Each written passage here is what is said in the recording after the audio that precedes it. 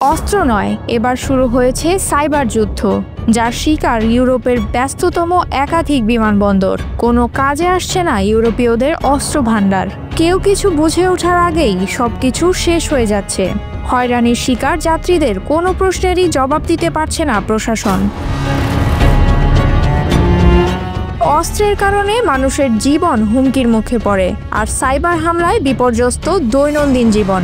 ইউরোপের বিমানবন্দরগুলোতে বিমান চলাচলে বিঘ্ন ঘটছে এবং বহু ফ্লাইট বিলম্বিত হচ্ছে। শনিবার সাইবার হামলায় বিমানবন্দরের যাত্রী সেবা সরবরাহকারী সফটওয়্যার আক্রান্ত হলে লন্ডনের হিথ্রো সহ কয়েকটি বড় বিমানবন্দরের চেক ইন ও বোর্ডিং সিস্টেম বন্ধ করে দিতে বাধ্য হয় কর্তৃপক্ষ। যুক্তরাজ্যের সবচেয়ে বড় ও আন্তর্জাতিকভাবে ব্যস্ত হিথ্রো বিমানবন্দর কর্তৃপক্ষ জানিয়েছে, চেক ইন ও বোর্ডিং সিস্টেম সরবরাহকারী প্রতিষ্ঠান কলিন্স এরোস্পেস প্রযুক্তিগত সমস্যায় পড়েছে, যার ফলে যাত্রীদের ফ্লাইট ছাড়তে বিলম্ব হতে পারে। প্রতিষ্ঠানটি বিশ্বের বিভিন্ন বিমানবন্দরে একাধিক এয়ারলাইন্সের জন্য সেবা দিয়ে থাকে। হিথ্রো কর্তৃপক্ষের বিবৃতিতে জানানো হয়, সমস্যার দ্রুত সমাধানে পরিষেবা সরবরাহকারী প্রতিষ্ঠানটি কাজ করছে। যাত্রীদের উদ্দেশ্যে বলা হয়েছে, ভ্রমণে রওনা হওয়ার আগে যেন তারা নিজ নিজ এয়ারলাইন্সের সঙ্গে যোগাযোগ করে ফ্লাইটের সর্বশেষ তথ্য জেনে নেন। কলিন্স এরোস্পেস যুক্তরাষ্ট্রভিত্তিক একটি মহাকাশ ও প্রতিরক্ষা প্রযুক্তি নির্মাতা প্রতিষ্ঠান, যা অস্ত্র প্রস্তুতকারক আরটিএক্স কর্পোরেশনের সহযোগী সংস্থা।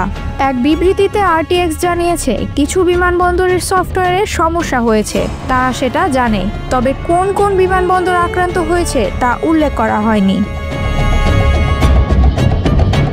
বিবৃতিতে আরও বলা হয়, এই হামলার প্রভাব কেবলমাত্র ইলেকট্রনিক চেক ইন এবং লাগেজ ড্রপ সিস্টেমে সীমিত। ম্যানুয়াল চেক ইন প্রক্রিয়ার মাধ্যমে পরিস্থিতি সামাল দেওয়া সম্ভব হচ্ছে। প্রতিষ্ঠানটি জানিয়েছে, সমস্যা সমাধানে তারা দ্রুত কাজ করছে।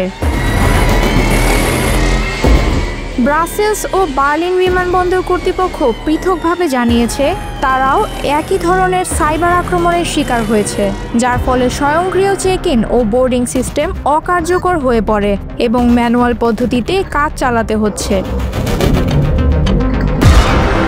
ব্রাসেলস বিমানবন্দর এক বিবৃতিতে জানিয়েছে, সাইবার হামলার কারণে ফ্লাইটের সময়সূচিতে বড় ধরনের প্রভাব পড়বে।